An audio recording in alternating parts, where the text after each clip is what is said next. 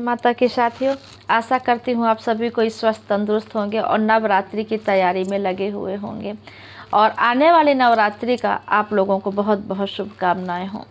मैं आप लोगों को नवरात्रि के पूजा विधि में एक ऐसा विधान बता रही हूँ जिसको अगर आप लोग 9 दिन कर लिए तो आपको आकस्मिक एक कुछ न कुछ ऐसा समझ में आएगा कि हमारे साथ कुछ चमत्कार हुआ है। और यदि मान लीजिए इस विधि के से आपको तत्काल नहीं मिलता है तो ये निश्चित मान के चलिए कि आपका कार्य सिद्ध होगा इस उपाय को करने से। ये देवी भागवत का उपाय है, देवी भागवत में बताया गया है। ये वही उपाय है।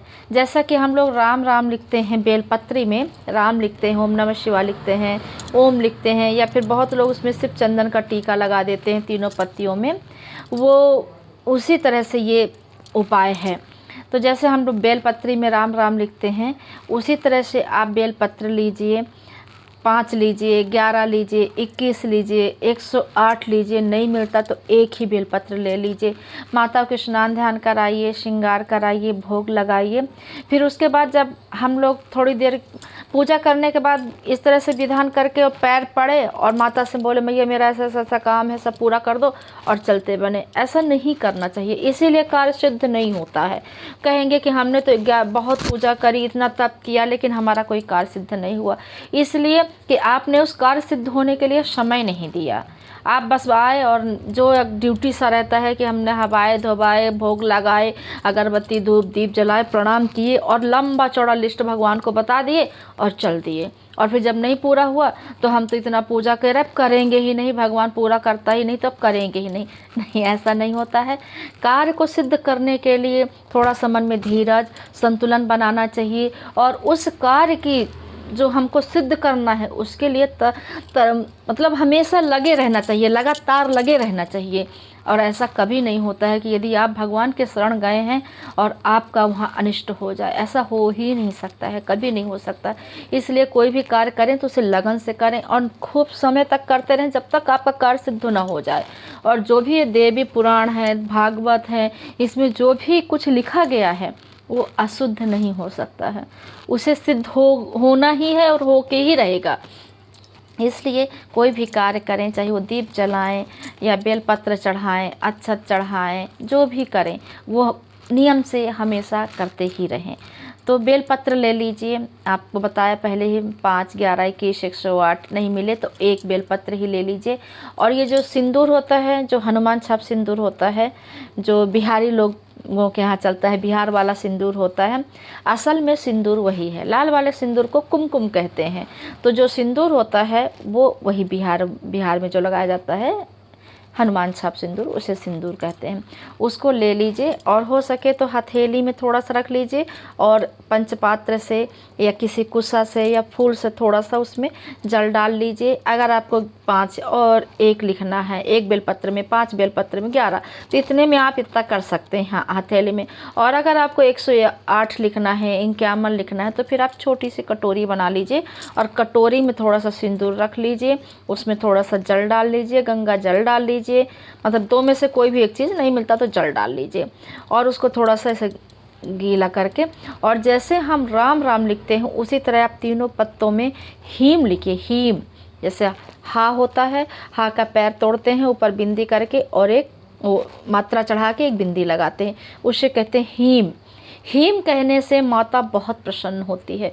जैसे भोलेनाथ के सामने आप जाएं और हनुमान जी के सामने जाएं और आप कह दिए राम राम, तो प्रभु बहुत प्रसन्न हो जाते हैं।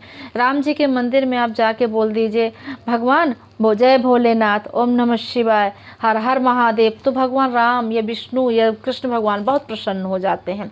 इसी तरह माता के सामने हीम कह देने से माता बहुत प्रसन्न हो जाती है। हीम में ही उनके सारे वेदों का सार छुपा हुआ है। दुर्गा सती सप्तमी में जो इतने 9 अध्याय होते हैं जिनको पढ़ा जाता है, हीम मात्र जप कर देने से माँ प्रसन्न हो जाती है। आपको दुर्गा सप्तमी का पाठ करने की आवश्यकता नहीं है। यदि आप डेली 11, 21, 51 अगर हीम का माला जाप कर लेते हैं तो एक ही दिन में आप दुर्गा सती सप्तमी का पूरे अध्याय का मतलब फल पा सकते हैं। तो हीम में इतनी शक्ति होती है। बेलपत्र में आप हीम लिख लीजिए और जब सब पूजा पाठ आप कर लीजिए, अब ये लगे कि हमको 2 घड़ी माता के पास अवश्य ही बैठना है और ऐसे बैठना है कि जैसे मतलब शांत मन से सिर्फ मैं और तुम ना कोई विधि, ना कोई विधान, ना कोई हमारी ड्यूटी कि हमको अच्छा चढ़ाना है कि क्या करना, कुछ नहीं। सिर्फ हम और तुम बैठे हैं, तुम हमसे कुछ कहो और हम माँ तुमसे कुछ कह रहे हैं। उसी समय आप अपने आंचल को ऐसे लगाइए और वो जो हीम लिखा हुआ बेलपत्र है, चाहे वो 5 हो, 11 हो, 21 हो, या फिर ना मिले तो एक ही बेलपत्र, उसको रख दीजिए और उसमें माता से खूब सुंदर जो भी आपके मन में हो कि माँ भगवती ऐसी ऐसी बातें हैं या हमारा ये काम रुका, जो भी आपके मन में आए, या फिर आप उनसे उनकी भक्ति ही मांगिए कि हे माँ जगदम्बा, मैं तुमसे ही तुम्हारी भक्ति मांग रही हूँ, मेरे मन में इतनी भक्ति दे दो कि कोई कुछ भी कहे या कितने भी कष्ट आए, मेरा मन तुम्हारे श्री चरणों से कभी ना हटे। मैं तदंतर निरंतर तुम्हारे ही श्री चरणों में अपने मन को लगाए रहूं, तुम्हारे ही सत्संग में तुम्हारा ही गुणगान गाती रहूं। इस तरह से माता से जो भी आपके मन में हो उस बेलपत्र को लेके बोलें, हंसते हुए बोलें, ऐसे नहीं कि रो के दुखी हो के, या बहुत लोग क्या करते हैं फटे पुराने कपड़े पहन लिए या कुछ भी ऐसा पटांग कपड़ा डाल के बैठ गए। हमेशा भगवान के सामने सज धज के संवर के बैठना चाहिए, जैसा उसने आपको दिया है उसके सामने वैसा ही जाना चाहिए। तेरा तुझको अर्पण क्या लागे मेरा, जब उसने आपको अच्छे वस्त्र दिए हैं तो अच्छे वस्त्र पहनिए, उसने आपको साज श्रृंगार दिया है तो साज श्रृंगार करके जाइए, हंसते मुस्कुराते हुए भगवान के पास बैठिए। दुख तो सुख दुख तो भगवान के जीवन में लगा था, तो हम लोग तो इंसान हैं, लेकिन 2 घड़ी इतने 24 घंटा में हम सिर्फ 2 घड़ी भगवान के पास बैठते हैं। उस समय भी यदि हम रोते हुए उसके पास बैठ गए तो फिर बताइए भगवान को कितना कष्ट होगा। इसलिए जब बैठें हंसते हुए बैठें, कष्ट तो वो देख रहा है, आप उसको सुख दिखाइए कि मैं फिर भी तेरे पास बैठ के सुखी हूँ, मुझे ऐसा ही बनाए रखना कि मैं तेरे पास बैठता रहूँ या बैठती रहूँ। इस तरह से करके निवेदन करिए। और जो वो हीम लिखा हुआ बेलपत्र है वो माता के श्री चरणों में चढ़ाना है, पलटा के चढ़ाना है। जैसे जिस साइड में सीधे पन्ने उसमें पत्ते में आपने हीम लिखा और हीम को फिर ऐसे पलटाना है। जैसे आप भोलेनाथ के ऊपर में राम लिखा हुआ बेलपत्र चढ़ाते हैं, बिल्कुल वैसा ही आपको हीम लिखा हुआ बेलपत्र माता के श्री चरणों में चढ़ाना है। आप चाहें तो एक एक चढ़ाइए, आप चाहें तो 5, 11, 21 एक साथ चढ़ा दीजिए, जैसी आपकी इच्छा हो वैसे चढ़ाइए, पर चढ़ाना है। और चढ़ा के फिर देखिए, ऐसा हो ही नहीं सकता कि देवी भागवत में लिखा हुआ कोई बात असफल हो जाए या असत्य हो जाए। आपके जीवन में निश्चय ही खुशहाली आएगी, निश्चय ही कुछ न कुछ परिवर्तन आएगा।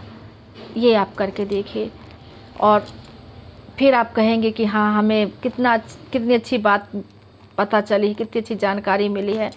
और इसी के साथ मैं अपना वीडियो बंद करती हूँ। यदि आप लोगों को ये उपाय अच्छा लगता है तो कृपया करके आप लाइक करें, कमेंट करें, शेयर करें और सब्सक्राइब करें।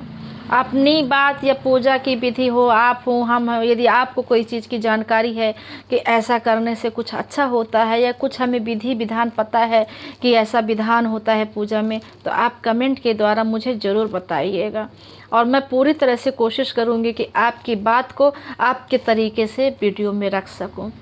और आशा करती हूँ कि आप लोगों को अच्छी लगी होगी ये माँ की विधि और विधान जान के। यदि भूल चूक हुई हो कुछ तो क्षमा चाहती